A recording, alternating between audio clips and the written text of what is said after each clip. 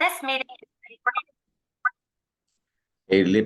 Le damos la bienvenida a todos los que ya están presentes en esta segunda presentación de lo que es conceptos psicológicos para el obrero cristiano.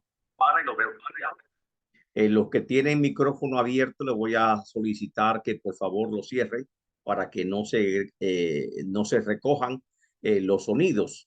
Y ya que la clase de hoy también la vamos a grabar para aquellos estudiantes que entren tarde o aquellos estudiantes que tengan dificultad en comenzarla o tomarla en este día, puedan así actualizarse.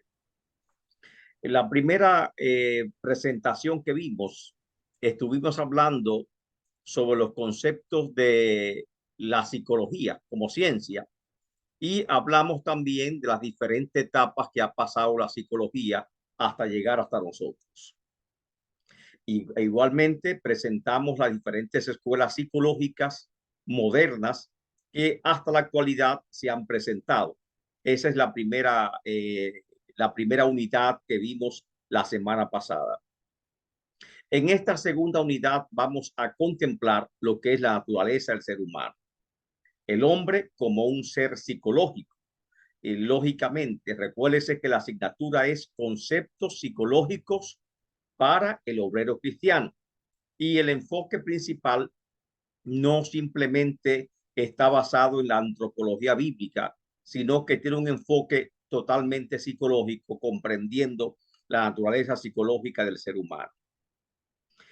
Antes de nosotros adentrarnos a ver los conceptos psicológicos del hombre como del hombre, queremos primeramente hacer un acercamiento entre la psicología y la fe.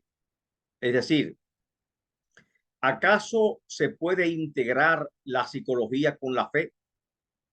Cuando nace la psicología como ciencia, por ejemplo, en el siglo XVIII comienza a surgir como una ciencia propiamente dicha y sube su reputación, su fama, se extiende a toda la sociedad y teorías tan famosas como la de Freud, por ejemplo, hacen que la psicología realmente escale una posición y un respeto, gane un respeto considerable. Pero lamentablemente, el surgimiento de la psicología está acompañada de las ciencias naturales.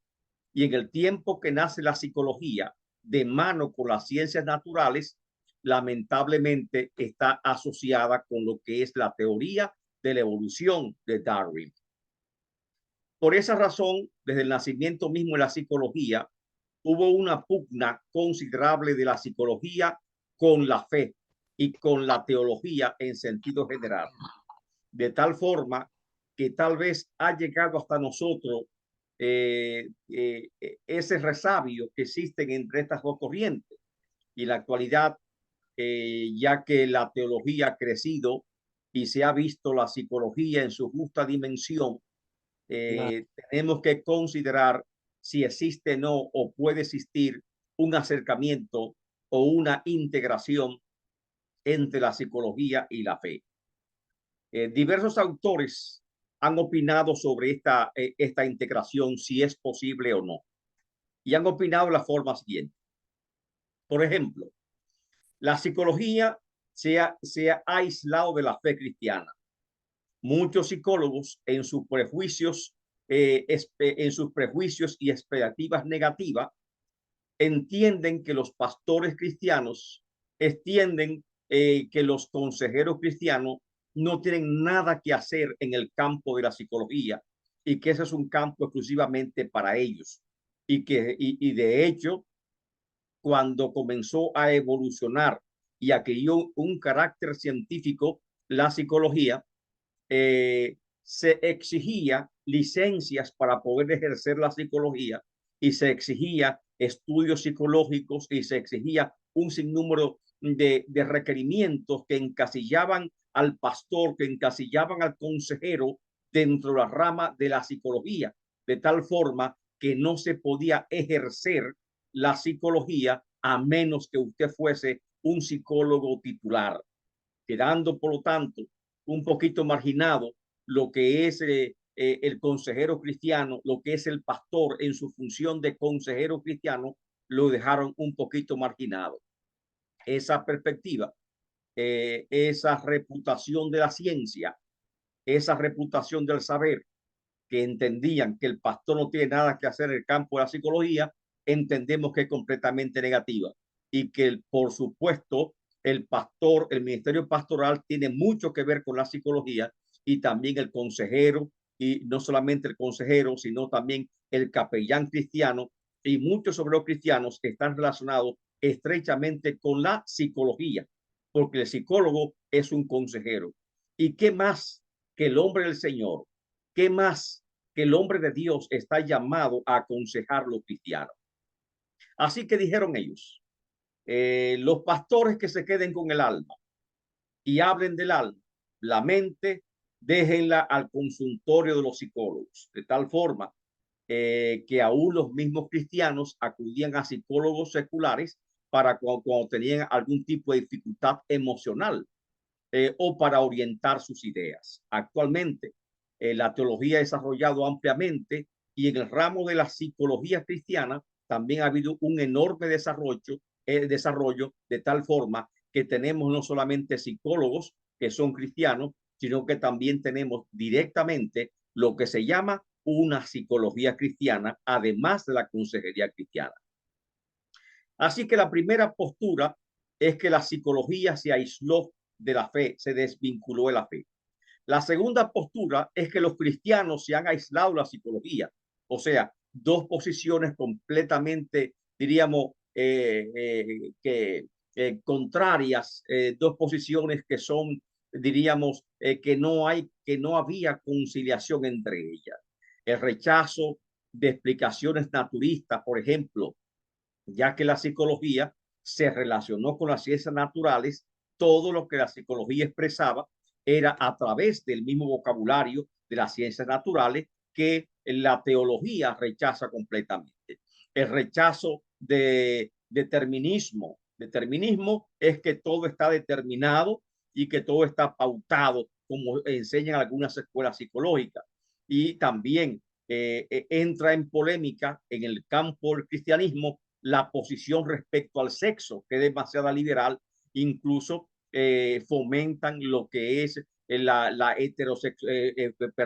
lo que es la homosexualidad y fomentan también lo que es la práctica libre del sexo. Y toda esa posición respecto al sexo, que es muy flexible, que podíamos llamar desde un punto de vista cristiano como mucha laxitud, diríamos mucha permisibilidad, y todo eso respecto al sexo nos separaba un poquito de la psicología y, por supuesto, el fundamentalismo psicológico que también nos separaba un tanto de la psicología. La psicología, cuando hablaba del hombre en sentido natural, hablaba antropológicamente el hombre como si el hombre simplemente fuera cuerpo, fuera carne, fuera materia y que fuera descendiente del mono, descendiente del chimpancé. Y lógicamente nosotros no podíamos aceptar los términos naturistas con que la psicología entendía al hombre. Lógicamente, la psicología comenzó a cambiar. Ya el mismo Freud comenzó a cambiar cuando a través de su misma teoría entendió que el hombre es más que materia. En esa teoría del subconsciente, en la teoría que presenta Freud, entonces comienza a entender que a través del psicoanálisis se demostraba científicamente de que el hombre es más que materia, de que el hombre es alma, de que el hombre trasciende a las cosas materiales. Y eso, por lo tanto, esas posiciones recientes de la psicología han hecho posible que exista ese acercamiento entre la psicología y lo que es la teología o la fe. El lenguaje no es equivalente. Por ejemplo, en psicología hablamos de narcisismo, en teología hablamos de orgullo, arrogancia, en psicología se habla de asertividad y, lógicamente, en teología o en fe hablamos de dominio propio. En psicología se habla de psiquismo Y cuando se habla de psiquismo, estamos hablando del corazón. Cuando hablamos de psiquis, referido tal vez a la esquizofrenia, entonces lógicamente lo que tal vez los psicólogos califican como esquizofrenia o problemas esquizofrénicos, nosotros posiblemente entremos en el campo espiritual hasta de la posesión demoníaca. Y esto lógicamente tenemos que hablar que hay una diferenciación en el lenguaje de lo que es la psicología y el lenguaje de lo que es la teología. Y temas que son conflictivos. La composición del hombre, según lógicamente las ciencias naturales, no es la misma composición del hombre, como veremos más adelante, que establece la antropología bíblica. El pecado original, que es completamente negado por la psicología y no acepta el concepto de pecado porque entiende que el pecado genera culpa y la culpa es el problema psicológico con el cual se está trabajando, que el psicólogo trabaja para quitar la culpa y quitando la culpa, supuestamente entonces produce lo que es la calma o el equilibrio emocional de las personas. La valoración del sexo, la ideología del género, todos estos conceptos son conflictivos desde el punto de vista teológico y por esa razón nosotros como teólogos, como cristianos, nos fuimos alejando de lo que es la psicología en tal sentido. Ahora, con respecto a si es posible un acercamiento entre la teología y la psicología, hay dos posiciones. Primero, los que son antagónicos. Por ejemplo, entre ellos Ellis y Freud, el mismo Freud, dice la psicología contra la religión. Y cuando nace la psicología, se entendía que la psicología, llegando el tiempo, iba a sustituir la religión, igual que las ciencias. La ciencia iba a sustituir la religión y ya la Biblia o la ciencia no iba a ser necesaria. Esa posición antagónica queda en el pasado. Religión contra psicología, como el psicólogo Adams, que entiende que la religión está en contra de psicología y nosotros en ese sentido, como el psicólogo, como el teólogo Adams, entendemos que la psicología es del diablo y satanizamos lo que es la psicología y no queremos hablar de la psicología. De hecho, hoy en día, aún en algunas iglesias, se habla mal de la psicología. Y cuando usted dice que está estudiando psicología cristiana, dicen, pero ¿acaso es posible que un cristiano estudie psicología? Lo entienden como que es improbable, que no debería ser, que no hay psicología cristiana propiamente dicha, y comienzan a negar la psicología cristiana y a cuestionar que los cristianos incursemos en el área de la psicología porque entienden que esa rama es de un conocimiento que es de la tierra, mundano y que no corresponde con nosotros. Así que esa posición antagónica de Freud, por ejemplo, que la psicología contra la religión, o del teólogo Adams, la religión contra la teología, ese antagonismo hay que superar. Hay que llegar a una época de concientización. Y en esa época de concientización tenemos que hablar más claramente desde el púlpito acerca de la salud mental del pastor, la salud mental de los líderes de la iglesia, la salud mental de la congregación y hacer nosotros usos de esos recursos valiosos que la psicología nos está brindando para nosotros tratar a los hermanos o las personas de la comunidad que tengan problemas de salud mental y tratar de buscar un equilibrio y una salud mental adecuada. Así que ese acercamiento no solamente es deseable, sino que es necesario. Hay cierto acercamiento de algunos teólogos, como, que la religión es pertinente a la psicología, dicen uno, y otro que la buena psicología traduce los conocimientos de la religión. Ambas cosas son ciertas y tenemos que acercar. Lógicamente, hay psicólogos que dicen, personas, autores que dicen que son distintas. La psicología es paralela a la religión, dice Turner. La escritura paralela a la psicología, Clement. Entendemos que no hay que no hay paralelo. La psicología debe supeditarse a lo teológico, entendemos nosotros. Y nosotros cualquier, diríamos, principio psicológico que contradiga la fe cristiana, no podemos aceptarlo. Amén. No sé si me entiende. O sea, tenemos que permear los conceptos psicológicos. No todo lo que nos enseñen en las escuelas de psicología tenemos que asimilarlo como veraz.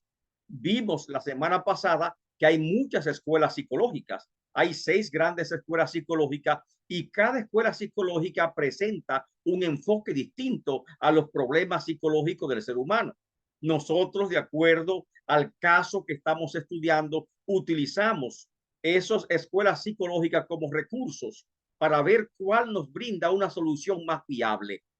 Pero sin embargo, tenemos que recordar que como psicólogos cristianos, nuestro principal texto es la Biblia, es la palabra de Dios. Y por lo tanto tenemos que permear los conceptos psicológicos, permearlo a través de las escrituras. En tal sentido, entendemos que se puede integrar lo que es la teología y la psicología. La psicología integra la religión, dicen algunos. Otro dice que las escrituras integran la psicología. Y creo que sí. Ambos tienen razón porque hay una influencia de la una y de la otra. Hay influencias y puede ser de gran ayuda, aunque no la coloquemos al mismo nivel que las escrituras. La psicología te ofrece herramientas que son valiosas, te ofrece recursos que son valiosos, que como obreros cristianos podemos emplearlo para ayudar a la salud mental de la congregación en general y de la comunidad en general. Y por otra parte, cuando estudiamos las escrituras, hay un efecto psicológico sanador en nuestras almas, en nuestra mente, que es terapéutico, podemos llamarlo así. La oración, por ejemplo, tiene un efecto terapéutico. La alabanza, la adoración, tiene un efecto terapéutico. Y ese efecto terapéutico nos habla de una salud mental. El acercamiento a Dios, eso es salud mental. El conocimiento, la reflexión de las escrituras es salud mental. Y por lo tanto, es cierto que también las escrituras integran lo que es la psicología, porque las escrituras la Biblia es un libro muy antiguo que tiene un conocimiento profundo acerca del hombre. Y de hecho, Dios creó al hombre y como Dios creó al hombre, creo que Dios tiene el manual de cómo funcionamos los seres humanos, como lo veremos más adelante. Respecto a este corto tema sobre la posibilidad de integrar la teología y la psicología, podemos llegar a estas dos conclusiones. Uno, en una teología seria se respeta la ciencia y la Biblia como dos fuentes válidas. No vamos a colocar la ciencia al mismo nivel que la Biblia. No, pero entendemos que la Biblia está por encima de cualquier libro de ciencia. La Biblia contiene ciencia, sí, contiene ciencia y nos habla de ciencia. Eso es cierto. Y que la ciencia se va acercando más a los conceptos bíblicos cada día que pasa, también es cierto. Entonces, nosotros somos hombres de fe y como hombres de fe respetamos la ciencia. Entendemos que la ciencia es dada por Dios. Entendemos que Dios es que provee la inteligencia, el conocimiento. Todo conocimiento cierto viene de Dios. Y eso es axiomático. Cuando hablamos, por ejemplo, de las fuentes del conocimiento, tenemos que concluir válidamente que de Dios viene todo conocimiento. No importa que sea a través de la ciencia, no importa que sea a través de la naturaleza, no importa que sea a través de la escritura revelada, todo conocimiento cierto viene de Dios. Él es la fuente de todo conocimiento válido, verdadero. Aunque entendemos que la ciencia es muy especulativa. La Biblia es fija, está fija, porque hay una sola revelación y la ciencia es especulativa. Cuando salió la aspirina, lo mejor del mundo eran las aspirinas. Ahora se cuestiona el uso de las aspirinas. Y asimismo, cada descubrimiento científico sale y parece como que es la última solución, lo científico, lo que no puede ser superado. Y luego viene un invento posterior que supera con creces los inventos o descarta esa primera posibilidad. Por favor, cierren los micrófonos para no interferir. Amén. O sea que la ciencia va evolucionando. Correcto. Mientras que la Biblia está ahí ya escrita, revelada, y es la fuente de todo conocimiento teológico. La integración de la religión y la psicología es tanto posible como deseable. Dios me habla de la personalidad del ser humano. Dios me habla que el ser humano es un ser psicológico, es un ser emotivo, es un ser evolutivo, y me habla de los elementos del ser humano. Y por lo tanto, esos mismos elementos son los que trabaja la psicología. Y por esa razón entendemos que para nosotros cumplir fielmente nuestro llamado como pastores, como obreros, como ministros de Dios, nos hace falta auxiliarnos de recursos tan valiosos como es la psicología, lo que nos ofrece la psicología. ¿Cuál es la naturaleza del ser humano? En segundo lugar, el hombre es creado como un ser psicológico, y eso es lo primero que tenemos que saber. Estamos hablando de conceptos psicológicos para el obrero cristiano. El pastor, el ministro, el consejero, tiene que trabajar sobre esta base, sobre esta premisa. El hombre es un ser psicológico, antropológicamente hablando.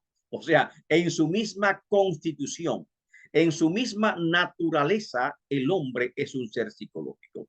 Y eso lo encontramos en la Biblia. Amén.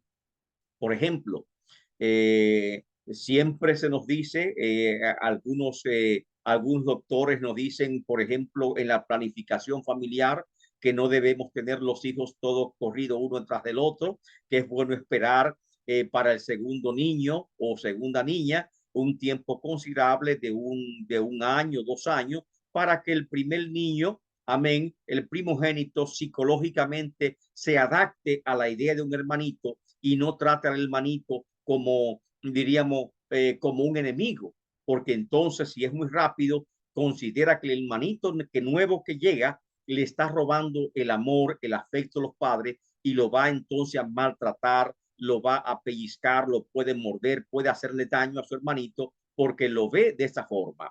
Pero sin embargo, si esperamos un tiempo que él alcance cierto gradito de madurez y le vamos preparando psicológicamente, cuando venga su hermanito, lo va a aceptar con cariño y va a ayudar a la madre incluso a cuidar de su hermanito, porque el hombre, entendemos, desde que nace, es un ser psicológico. Ese mismo principio lo vemos en la creación del hombre. Cuando Dios crea al hombre, primero crea al varón, Adán, correcto. Y para que el Adán se adapte y acepte a su compañera, a Eva, con ayuda idónea, Dios comienza a tratar psicológicamente con el hombre. Y lo vemos en la Biblia. Le manda al hombre una tarea dinámica, le dice, ponle nombre a todos los animales. Y el hombre comienza a observar a través de la intuición, comienza a deducir el hombre y comienza a utilizar su inteligencia, su intelecto. Y en ese uso del intelecto comienza a observar que todas las especies están en pareja, que tienen una compañera. Y cuando él observa y llega a esta deducción, entonces comienza a buscar dónde está su compañera. ¿Y cuál fue la reacción del hombre cuando no encontró compañera? Se entristeció.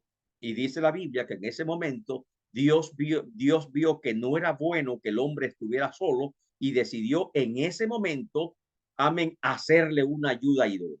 En ese sentido, Dios trató al hombre desde la misma creación como un ser psicológico. Amén. Y el hombre es un ser psicológico. En Génesis capítulo 2, versículo 7, dice la Biblia que el hombre es diferente a las demás seres de la naturaleza, que cuando Dios fue creado, Dios formó el cuerpo, el polvo de la tierra, y sopló en su nariz hálito de vida. O sea que el hombre comienza a tener los mismos atributos de Dios como ser pensante, como ser, diríamos, que trasciende a la misma naturaleza. Y ahí la Biblia, del mismo libro de Génesis, me comienza a hablar del hombre como un ser psicológico creado por Dios. Ahora, el hombre, dice Protágoras, un filósofo griego, el hombre es la medida de todas las cosas. Tal vez de ese concepto sale el humanismo, que el humanismo centra todo en el hombre y por lo tanto el hombre es la medida de todas las cosas. Sófocles dijo, nada tan misterioso como el hombre. si realmente es misterioso. Muchos filósofos se han obsesionado por descubrir la naturaleza del ser humano. Eso ha sido una motivación, una inquietud constante que encontramos en estos pensantes griegos, en estos filósofos griegos. De hecho, amén, se habla de una profunda reflexión filosófica sobre el hombre que encontramos en todos estos escritos. Y la gran pregunta es, ¿qué es el hombre? Y es verdad, y muchos tratan de contestar esas preguntas. Criatura divina. El hombre tiene naturaleza. ¿Cuál es la naturaleza del hombre? Otros plantean evolución de la materia. Eso es lógicamente una corriente ya, diríamos, naturista. Es ético por naturaleza el ser humano. Es solo materia. Es un ser hecho y acabado, está completo.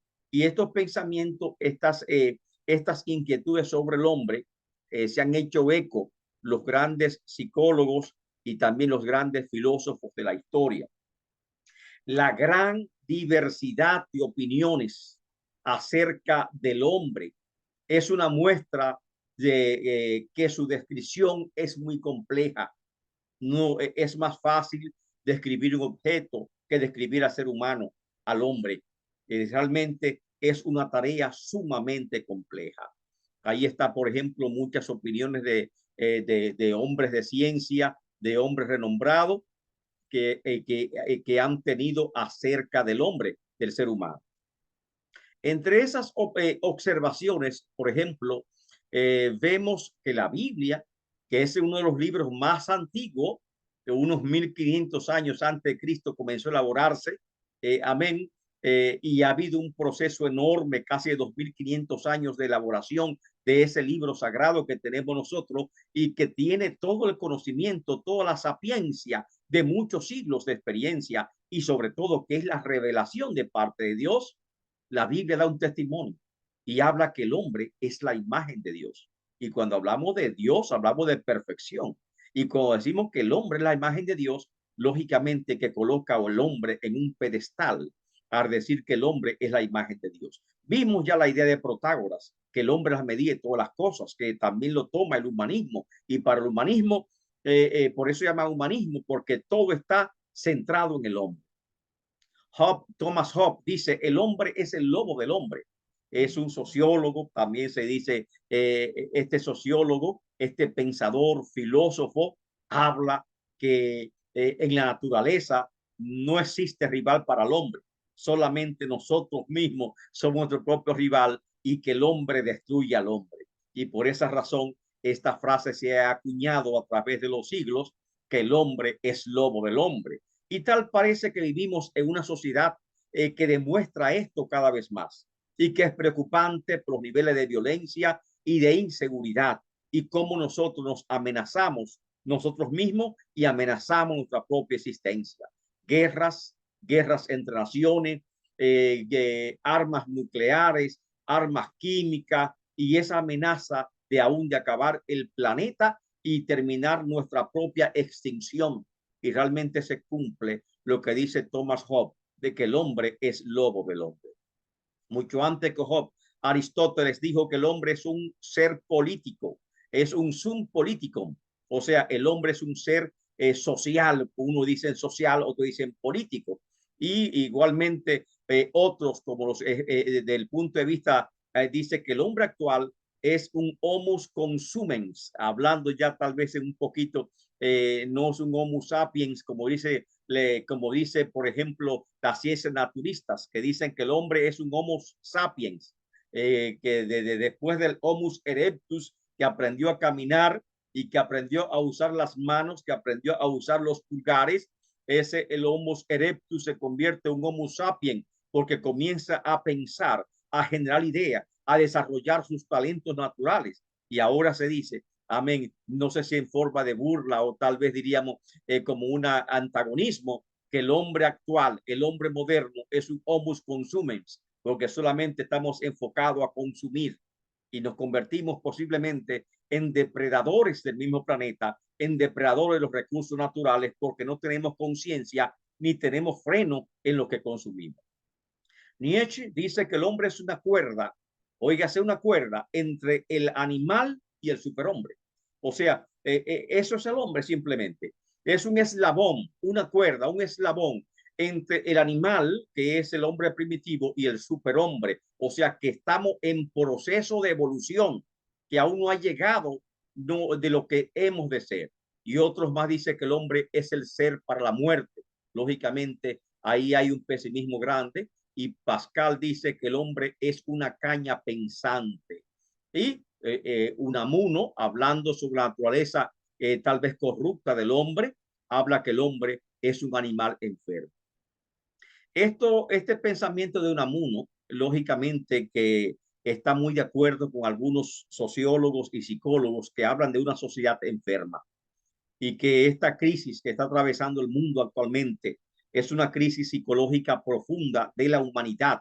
Esta gran cantidad de violencia, destrucción que hay en el mundo, nos está hablando de que la sociedad está enferma y que estamos criando hijos enfermos, y que tenemos que comenzar a razonar y a buscar lo que es la salud mental.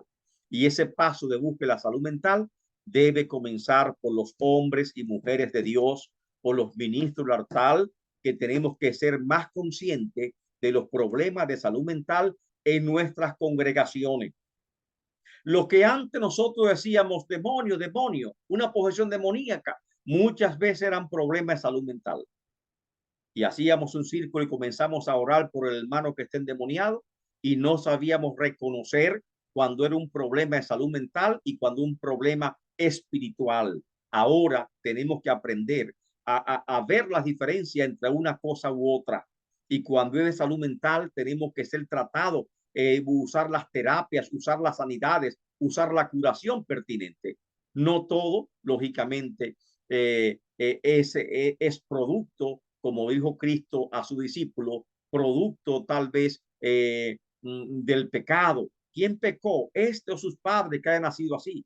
No es producto del pecado, no es producto de los demonios, no. Hay cosas que tienen que ver con la salud mental, y tenemos que buscar un enfoque más equilibrado, más profesional de las situaciones con que bregamos los pastores, con que bregan los consejeros, con que bregan, por ejemplo, los capellanes. Amén. En la congregación tenemos que dar un enfoque más certero, porque ya estamos bregando con una sociedad con más conocimiento y mucho más compleja, que requiere que sus líderes estén realmente capacitados aún en el rama de la psicología. Sócrates fue uno que opinó primero y habló que el hombre era carne y hueso. Como ser vivo, existía, sin embargo, el alma con tres funciones. Como especies, hablaba del ser humano. En la escuela platónica, que comienza con Sócrates, Platón y Aristóteles, que son los tres grandes maestros de la escuela platónica, ahí está Platón, que distingue claramente que hay un cuerpo y también un alma, como la primicia del alma sobre el cuerpo, o sea, primacía del alma sobre el cuerpo. La idea de Platón caló fuertemente los conceptos cristianos de la teología del siglo I. Y por esa razón, por esa influencia de Platón, que hablaba del alma y el cuerpo, y que el alma es superior al cuerpo y tiene primacía sobre el cuerpo, y que el cuerpo como materia es corruptible y que el alma no se contamina, fue la tendencia cristiana del primer siglo y del siglo hasta el siglo III, de menospreciar al cuerpo, que todo lo que es materia es mala. Y ahí surgió lógicamente algunas herejías también con respecto a Cristo, que Cristo no vino en cuerpo porque el cuerpo es corruptible, sino que vino con una apariencia de un cuerpo. O sea que trascendió a lo teológico fuertemente por las ideas de Platón de que simplemente el cuerpo es malo, la materia es mala, y que el alma o lo espiritual es lo sublime y tiene primacía sobre todo. Y por eso también trascendió más aún cuando hablaban de Cristo como un ser creado, que Dios no podía crear al hombre directamente porque Dios es espíritu sublime y no podía poner sus manos, como lo dice la Biblia, que tomó el polvo de la tierra y formó al hombre. No podía tomar con sus manos la tierra porque se contaminaba. Entonces creó a Cristo como un ser intermediario para que a través de Cristo creara todas las cosas. Esas ideas platónicas que influyeron fuertemente en la teología del siglo I al III, lógicamente nosotros ahora la podemos distinguir. Lo único que aporta Platón es que reconoce la existencia del alma humana. Y ese es un avance que nos acerca mucho a lo que dice la escritura, que el hombre tiene alma, un alma pensante, un alma intelectiva. Eso es cierto, pero lógicamente Platón hay que corregirle algunas aseveraciones, como por ejemplo el desdén o el desprecio a las cosas materiales. Y algunas religiones de cortes puritana aún conserva ese sabor platónico en su doctrina de que la carne es mala, que el cuerpo es malo. Y si el cuerpo fuera tan malo, ¿por qué cuando nosotros morimos no nos quedamos simplemente en el alma, en el cielo? ¿Y por qué hay necesidad de que el cuerpo vuelva a resucitar? Y dice la Biblia que también el cuerpo es la morada del Espíritu Santo, y por lo tanto, cuando Cristo murió, no solamente murió por las almas, también murió por el cuerpo, para que el cuerpo sea regenerado. Y esa regeneración, esa transformación también afecta al cuerpo y afecta también nuestra salud.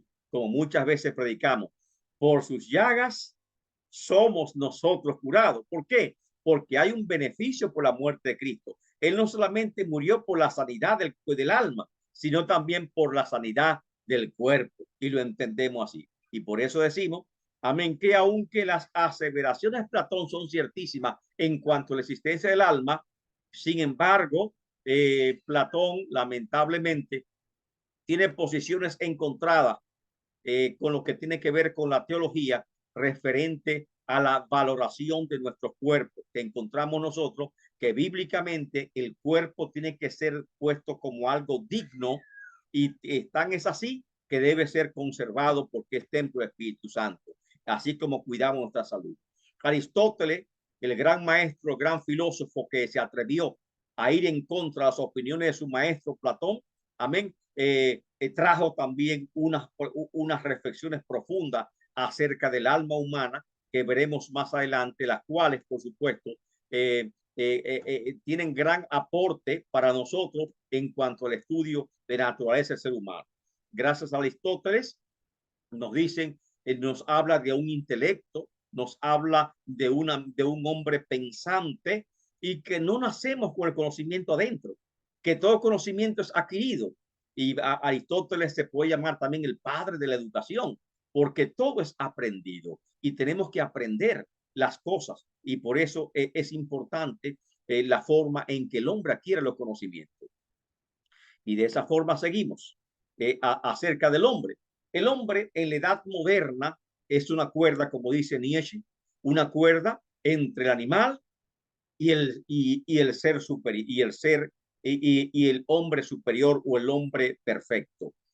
O sea que está supuestamente para la ciencia moderna, estamos todavía en evolución. Lógicamente, para las escrituras, para la Biblia, no estamos en evolución.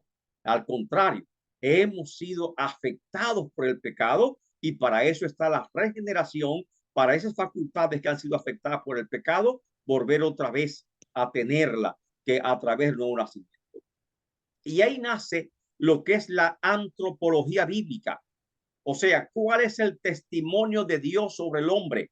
Aunque los filósofos, los psicólogos, el hombre de ciencia, las ciencias naturales tienen un concepto sobre el hombre, nosotros vamos a tomar lo que dice Dios sobre el hombre y vamos a trabajar a partir de ese momento con ese material, con lo que dice la Biblia sobre el hombre, porque entendemos que el testimonio de Dios es verdadero, y por lo tanto tenemos que verlo desde ese punto de vista. Y ahí hablamos del creacionismo, evolucionismo o creacionismo. Entendemos que nosotros no partimos de una posición naturalista. Los naturalistas hablan de evolucionismo. Nosotros como teólogos hablamos de creacionismo, creacionismo bíblico. El hombre no es un producto de grandes procesos de la materia, el hombre no es un producto de grandes procesos a través del tiempo de millones y millones de años y que fue evolucionando, sino que el hombre fue creado de forma directa, de manera milagrosa, sobrenatural por Dios. El creacionismo no es solo una posición filosófica o religiosa acerca del origen del mundo por medio de los medios sobrenaturales. Es también una posibilidad científica, porque siempre se dice, cuando hablamos del creacionismo, que el creacionismo es una posición religiosa. Es que la ciencia también hay que tener fe, porque según la ciencia, por ejemplo, ¿cómo surge el mundo? Según la ciencia, el mundo surge de un Big Bang, pero hay que tener fe porque nadie puede demostrar que existió un Big Bang. ¿Cómo surge la vida sobre el planeta? O sea, la posibilidad de que la vida sobre el planeta surja de manera espontánea es matemáticamente hablando, es improbable, imposible. Es como decir que usted coja 100 monos y lo pueda escribir en máquinas de computadora, por ejemplo, o darle al teclado de una máquina antigua de escribir y que pueda escribir una obra maestra como como la de Shakespeare. No pueden, porque no tienen esa capacidad de combinar ideas. Entonces, que la vida surja de manera espontánea es una posibilidad increíble.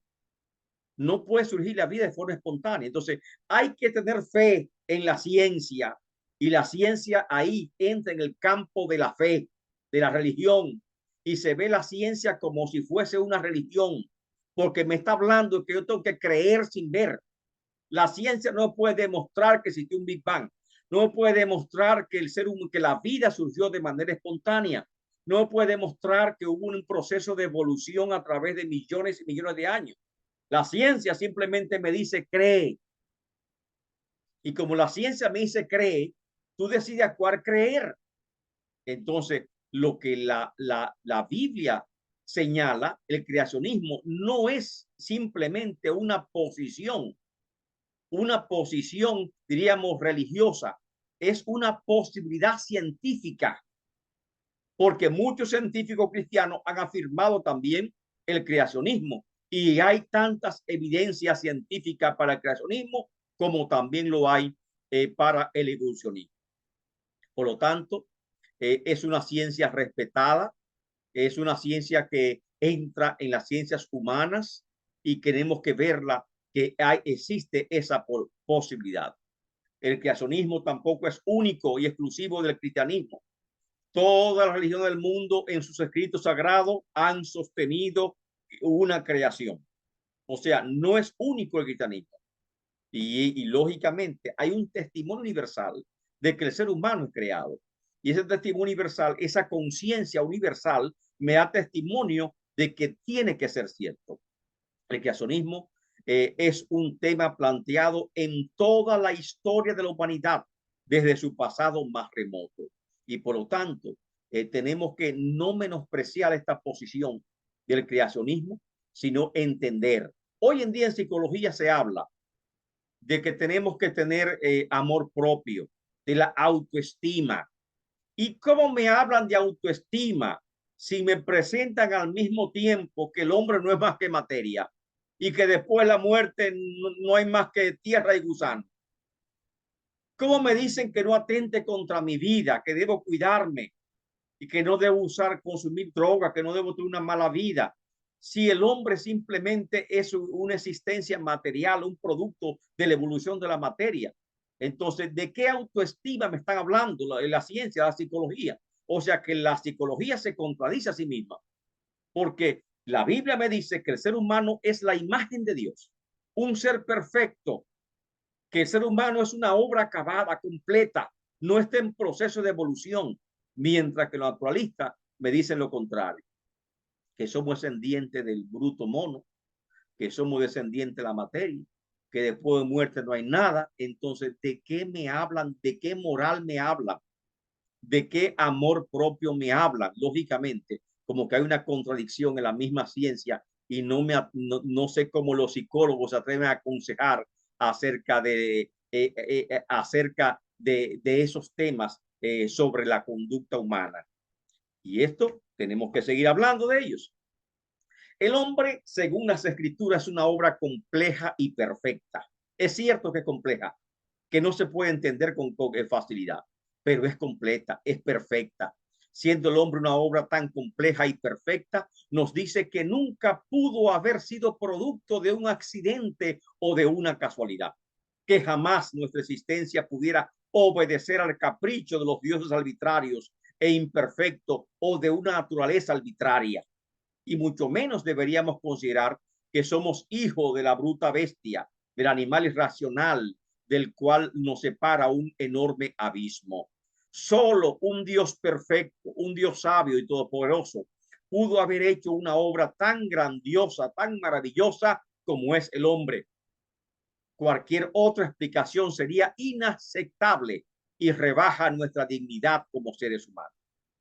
Y esto es precisamente lo que nos presenta, amén, la psicología cristiana, que parte de este principio fundamental, valorando lo que es el hombre.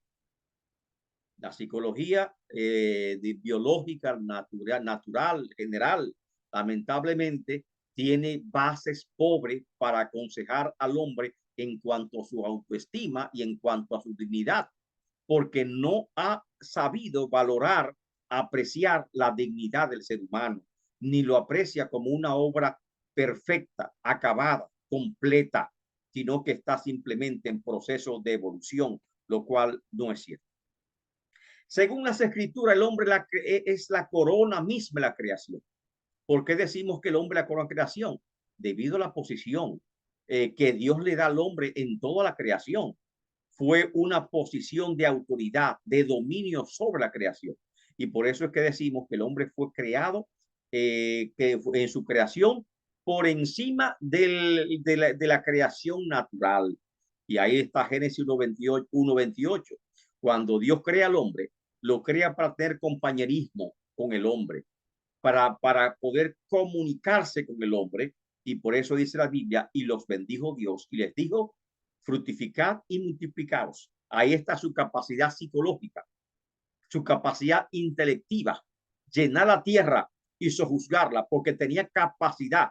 Las bestias pueden multiplicarse, fructificarse, pero no pueden llenar la tierra, pero sojuzgarla, dominarla, controlarla a sus necesidades. No pueden las bestias, no pueden hacerlo. Señorear, no pueden señorear, tener dominio, ejercer autoridad sobre la creación. No pueden las bestias porque son seres irracionales. Y por esa razón, el hombre es creado como un ser psicológico perfecto por encima de todos los animales, según el testimonio de la misma escritura. Texto como la que dice el apóstol Pablo en 1 Tesalonicenses capítulo 5, verso 23, me habla que el hombre realmente es un ser complejo. Me habla de tres posiciones del hombre: espíritu, alma y cuerpo.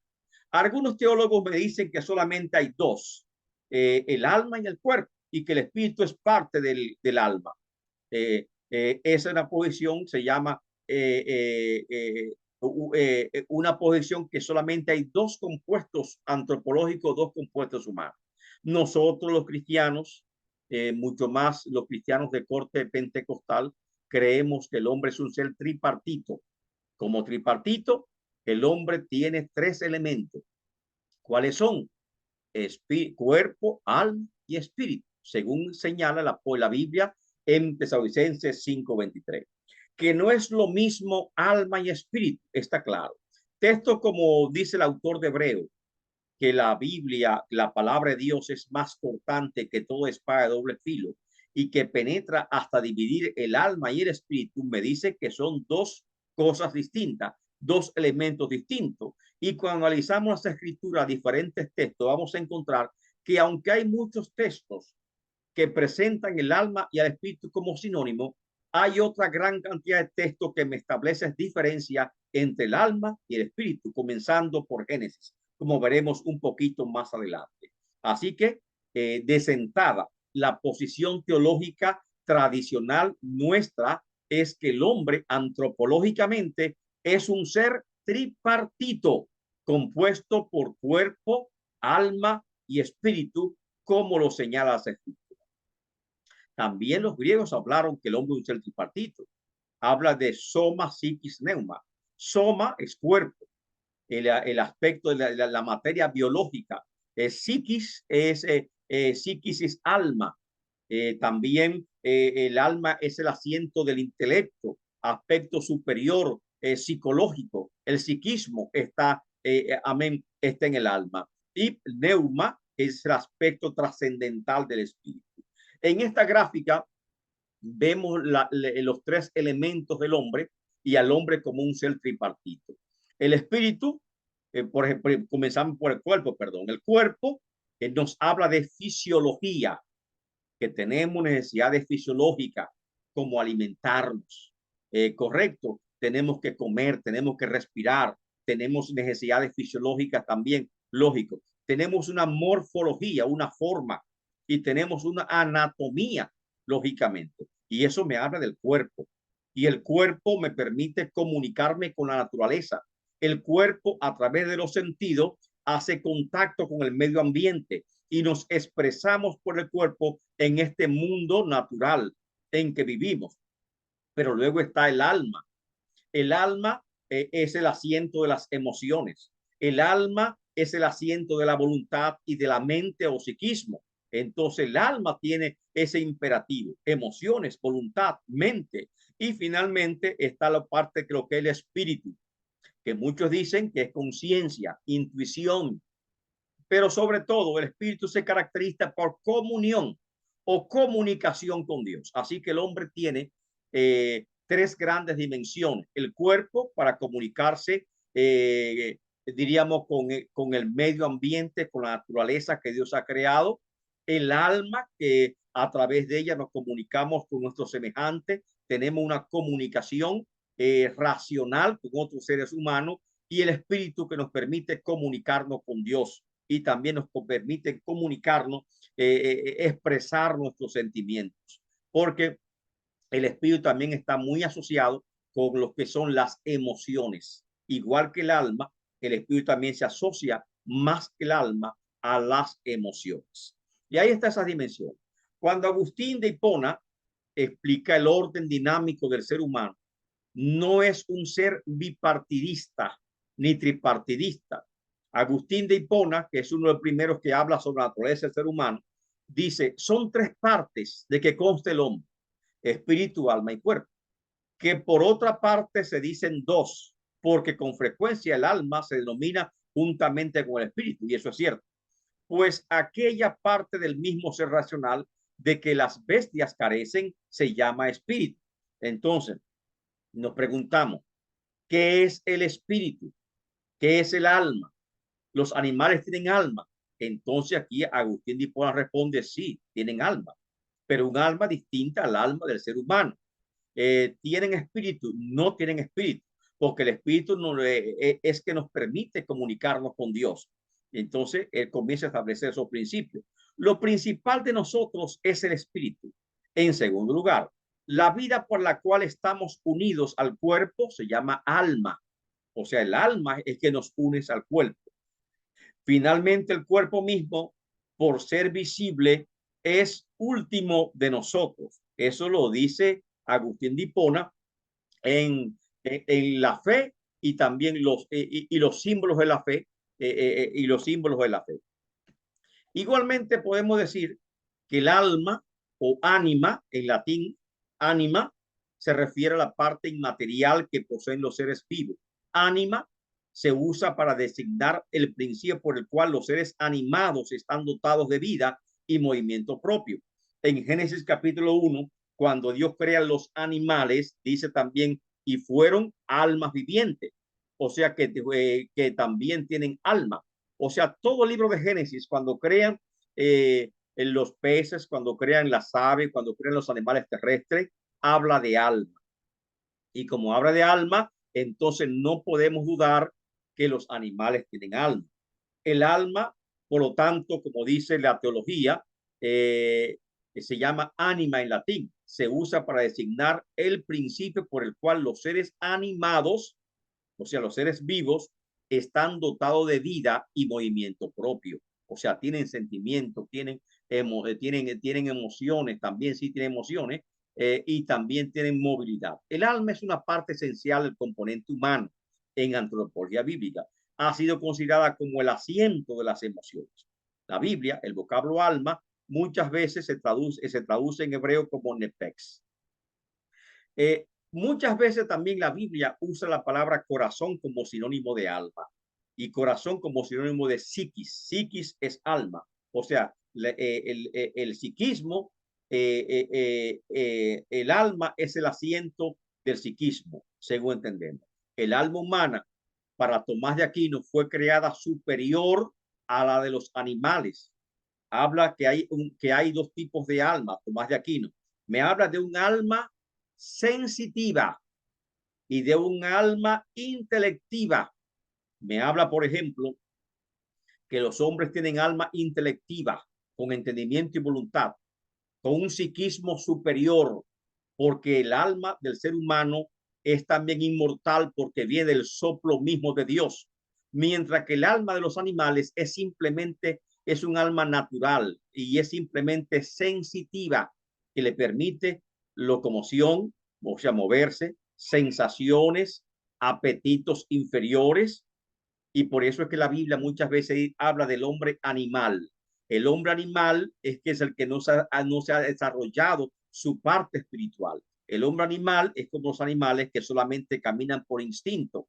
Tomás de Aquino, en su teología, comienza a disertar acerca del componente humano y nos habla del alma humana, que hay un alma intelectiva que es del ser humano y hay un alma sensitiva que es de los animales.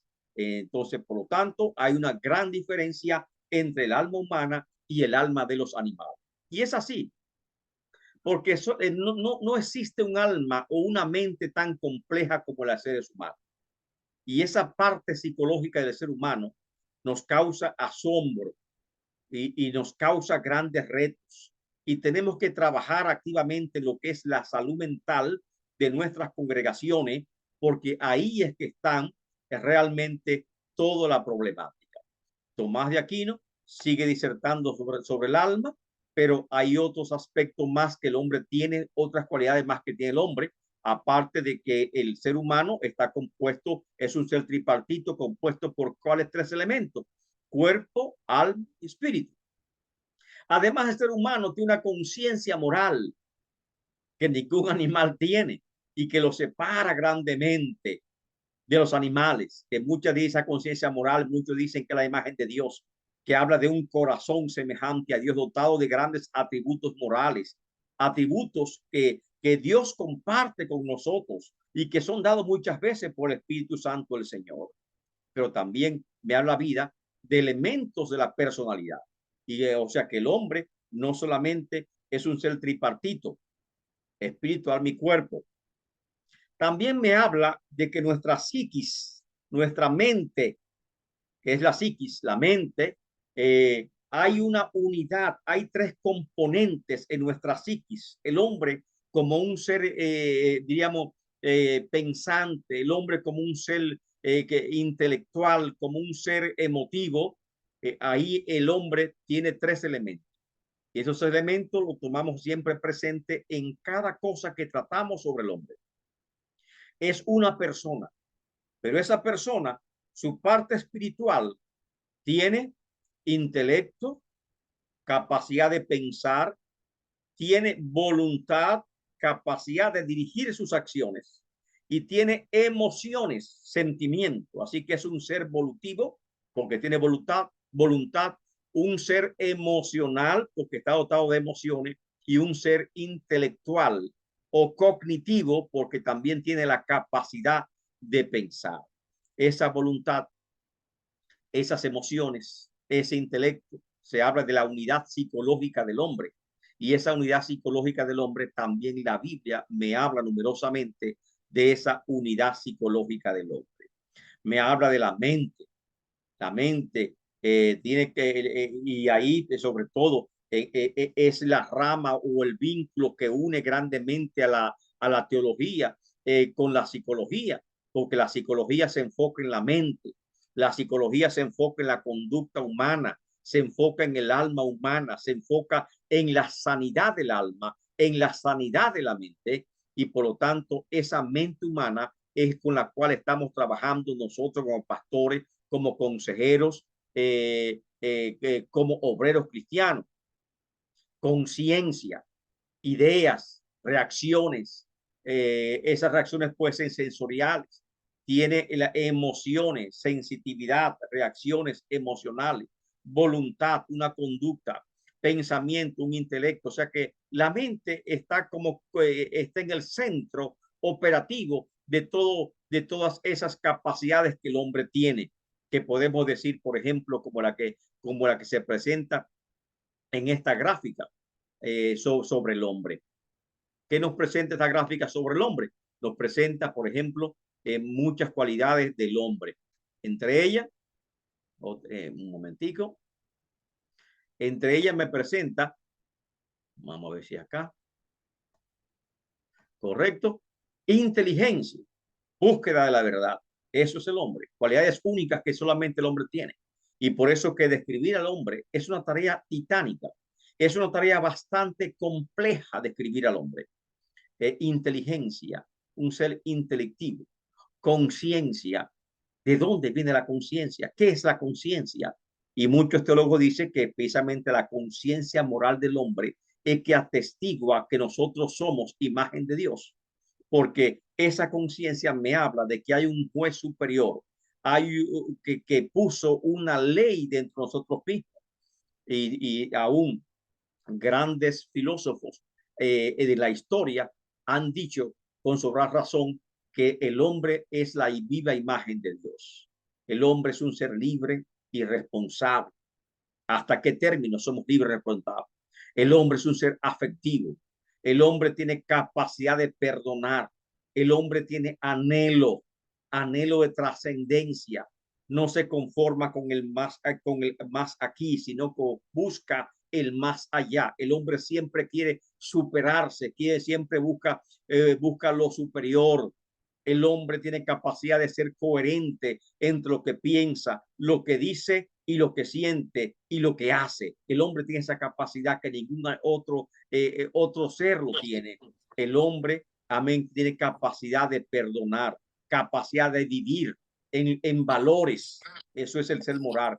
Capacidad de servir, capacidad de querer, desear cosas, capacidad de comunicarse, capacidad de creer. No, pero no era Lógicamente, todos estos atributos, estas prerrogativas que tiene el hombre, hace difícil que nosotros entendamos a ciencia cierta lo que es el hombre, y requiere, por lo tanto, que estudiemos un poquito más lo que es la antropología y sobre todo lo que es la antropología bíblica. Pero ahí es que surge la psicología como una herramienta importante que nos ayuda a entender al hombre. Dice la Biblia que Cristo no tenía necesidad de que le contase lo que el hombre pensaba, porque él conocía lo que estaba en su corazón. Esa capacidad de conocer lo que tiene el hombre en su corazón, que Dios examina, Dios pesa los corazones, las intenciones del hombre. Eso es que estamos con la psicología. Y cuando habla de los dones espirituales, está también lo que es la profecía, que es revelar los secretos del corazón del hombre, que es palabra de profecía, como también hay otros dones, como es también discernimiento de espíritu, discernir, leer al ser humano, saber por qué está triste, saber qué le está ocurriendo, saber cuáles procesos mentales, procesos psicológicos y emocionales está atravesando y cómo ayudar a esas personas. Palabra de ciencia es lo que Dios te revela, la circunstancia que Dios revela que está atravesando esa persona, pero también está palabra de sabiduría, que es lo que necesita cada consejero para actuar en consecuencia a ese conocimiento que Dios te da sobre el corazón de esa persona, tu poder aconsejarlo, sanar sus heridas. Y se dice que como predicadores, que como consejeros, muchas veces ponemos el dedo sobre la llaga, pero estamos llamados también a que nuestro mensaje sea como un bálsamo, como una medicina que cure las heridas. Aunque muchas veces provoca heridas, pero también no podemos terminar nuestra reflexión sin un mensaje que sea alentador. Y esto me habla también que nuestros púlpitos tienen que cambiar su enfoque. En vez de ser púlpito de ataque, de herir a las personas, nuestros púlpitos tienen que ser más objetivos y enfocarse a lo que es la sanidad emocional, la sanidad espiritual de todos los creyentes. Amén, mis hermanos. Estos son los contenidos básicos de la presentación de esta noche. Vamos ahora a analizarla y ver los comentarios de cada uno de ustedes para ver las consideraciones al respecto. Amén. También vamos a tener lo que es el pase de lista